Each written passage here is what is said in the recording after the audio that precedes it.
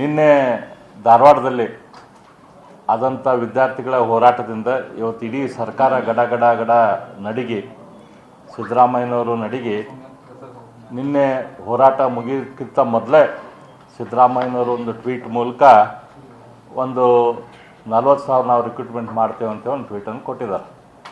ಅಂದರೆ ಸರ್ಕಾರ ಈ ವಿದ್ಯಾರ್ಥಿಗಳ ಧ್ವನಿಗೆ ಎಷ್ಟು ಹೆದರೈತಿ, ಸಿದ್ದರಾಮಯ್ಯನವರು ಯಾವ ಪರಿ ಹೆದರಿದ್ದಾರೆ ಅಂತ ಇದರಲ್ಲೇ ಗೊತ್ತಾಗ್ತದೆ. ಭಾಳ ಹಿಂದಿನಿಂದನೇ ಈ ವಿದ್ಯಾರ್ಥಿಗಳು ಹೋರಾಟ ಮಾಡ್ಕೊತ ಬಂದಿದ್ದು. ನಮ್ಮ ಧಾರವಾಡದಲ್ಲಿ ಸೆಪ್ಟೆಂಬರ್ 25ಕ್ಕೆ ಒಂದು ಅನಿರೀಕ್ಷಿತವಾಗಿ ಒಂದು ದೊಡ್ಡ ಪ್ರಮಾಣದ ಒಂದು ಹೋರಾಟ ಆಯಿತು. ಆ ಹೋರಾಟ ಆದಾಗ ಸರ್ಕಾರ ಎಚ್ಚೆತ್ತು ಕೊಡ್ತಿತ್ತು ಅಂತ ನಾವು ತಿಳ್ಕೊಂಡಿದ್ವಿ. ಆದರೆ ಸುಮಾರು ಒಂದು 6 ತಿಂಗಳಾದರೂ ಕೂಡ ಸರ್ಕಾರ ಯಾವುದೇ ರೀತಿಯಿಂದ ಸ್ಪಂದನೆ ಕೊಡಲಿಲ್ಲ. ಬೆಂಗಳೂರಲ್ಲಿ ವಿದ್ಯಾರ್ಥಿ ಸಂಘಟನೆಗಳು ಹೋರಾಟ ಮಾಡಿದರು, ಅದಾದಮೇಲೆ ಬಿಜಾಪುರದಲ್ಲಿ ಮಾಡಿದರು. ಆ ಎಲ್ಲ ಹೋರಾಟ ಇದ್ದರೂ ಕೂಡ ಏನೋ ಒಂದು ಈ ಸರ್ಕಾರದ ಸ್ವಭಾವ ಏನೈತಿ, ನಾವೇನಾದರೂ ನೋಡ್ತೇವೆ ಯಾರ್ದೇನು ಅನ್ನುವಂಥದ್ದು ಏನು ಅಟಿಟ್ಯೂಡ್ ಐತಿ, ಆ ಅಟಿಟ್ಯೂಡನ್ನು ಸಿದ್ದರಾಮಯ್ಯನವರು ಅವ್ರ ಮಂತ್ರಿಮಂಡಲದವರು ಮುಂದುವರಿಸ್ಕೊಂಡು ಹೋದರು. ಅದಾದ ನಂತರ ಸುವರ್ಣಸೌಧದಲ್ಲಿ ಅಧಿವೇಶನ ನಡೆದಾಗ ಈ ವಿದ್ಯಾರ್ಥಿಗಳು ನಿಮಗೆ ಬಂದು ಭೇಟಿಯಾಗಿ ನಾವು ಅದ್ರ ಬಗ್ಗೆ ವಿನಂತಿ ಮಾಡ್ತೀವಿ, ಎಲ್ಲ ವಿದ್ಯಾರ್ಥಿಗಳನ್ನು ದೊಡ್ಡ ಸಂಖ್ಯೆಯಲ್ಲಿ ಬರ್ತೀವಿ, ನಿಮಗೆ ನಮ್ಮ ನೋವು ಗೊತ್ತಾಗ್ತೈತಿ, ನಮ್ಮದೊಂದು ಹೋರಾಟ ಮಾಡೋಕ್ಕೆ ಅಲ್ಲಿ ಪರ್ಮಿಷನ್ ಕೊಡ್ರಿ ಅಂತಂದ್ರೆ ಅದಕ್ಕೆ ಪರ್ಮಿಷನ್ ಕೊಡಲಿಲ್ಲ. ಅದಕ್ಕೆ ಅಡ್ವೊಕೇಟ್ ಜನರಲನ್ನು ಕರೆಸಿ ಅದಕ್ಕೆ ಅಡ್ಡ ನಿಲ್ಲಿಸಿದ್ರು ಕೋರ್ಟ್ದಲ್ಲಿ. ಅದಾದಮೇಲೆ ಮುಖ್ಯಮಂತ್ರಿಗಳ ಜೊತೆ ಮೀಟಿಂಗ್ ಮಾಡ್ಸೋಕೆ ಹೈಕೋರ್ಟ್ ಇನ್ವಾಲ್ವ್ ಆಗಬೇಕಾಯ್ತು.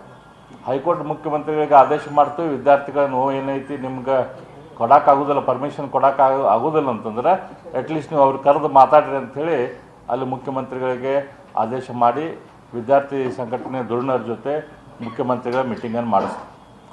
ಅದಾದ ಮೇಲೆ ಕೂಡ ಸರ್ಕಾರ ಎಚ್ಚೆತ್ತು ಕೆಲಸ ಮಾಡ್ತದನ ಅಂತಂದ್ರೆ ಅದು ಕೂಡ ಮಾಡಲಿಲ್ಲ. ಅದಾದಮೇಲೆ ಮೊನ್ನೆ ಫೆಬ್ರವರಿ 11ನೇ ತಾರೀಕಿಗೆ ಬೆಂಗಳೂರಲ್ಲಿ ಒಂದು ಹೋರಾಟ ಇತ್ತು. ಆ ಹೋರಾಟಕ್ಕೆ ನಾನು ಕೂಡ ಹೋಗಿದ್ವಿ, ಬೇರೆ ಬೇರೆ JDS ದವರು ಬೇರೆ ಬೇರೆಯವರೆಲ್ಲರೂ ಅಲ್ಲಿ ಬಂದಿದ್ದರು. ಅವತ್ತಿನ ದಿನ ನಮ್ಮ ವಿದ್ಯಾರ್ಥಿ ಧುರೀಣರು ಭಾಳ ಸಂತೋಷದಿಂದ್ರಿ, ಇಲ್ಲ ಸರ್ ನಾಳೆ ಕೋರ್ಟ್ದಲ್ಲಿ ನಮ್ಮ ಕೇಸ್ ಇದೆ, ನಮಗೆ ಭರವಸೆ ಐತಿ ನಾಳೆ ಇದು ಇಶ್ಯೂ ರಿಸಾಲ್ವ್ ಆಗುತ್ತೆ ಅಂಥೇಳಿ.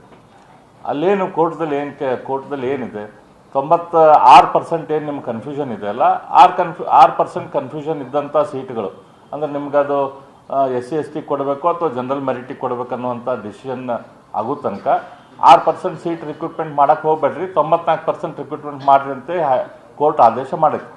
ಅದನ್ನು ಇವರು ಒಪ್ಕೊಂಡು ಬಂದುಬಿಟ್ರೆ ಇಮಿಡಿಯೇಟ್ಲಿ ರಿಕ್ರೂಟ್ಮೆಂಟ್ ಶುರು ಆಗ್ತಿತ್ತು. ಆದರೆ ಅದನ್ನು ಒಪ್ಕೊಳ್ಳುವಂಥ ಕೆಲಸ ಸಿದ್ದರಾಮಯ್ಯನವರು ಮಾಡ್ತಾಯಿಲ್ಲ. ಆಗ ಅಲ್ಲಿ ಕೂಡ ರಾಜಕಾರಣ ಮಾಡಿ ಅಲ್ಲಿ ಯಾವುದೋ ಒಂದು ವಕೀಲರನ್ನು ಕಳಿಸ್ತಾ ಮತ್ತು ಮುಂದೆ ಡೇಟ್ ತೆಗೆದುಕೊಳ್ಳುವಂಥ ಕೆಲಸ ಮಾಡಿದರು. ಹಾಗಾಗಿ ಅನಿವಾರ್ಯವಾಗಿ ಮತ್ತೆ ವಿದ್ಯಾರ್ಥಿಗಳನ್ನು ರಸ್ತೆಗೆ ಇಳಿಸಿದರು.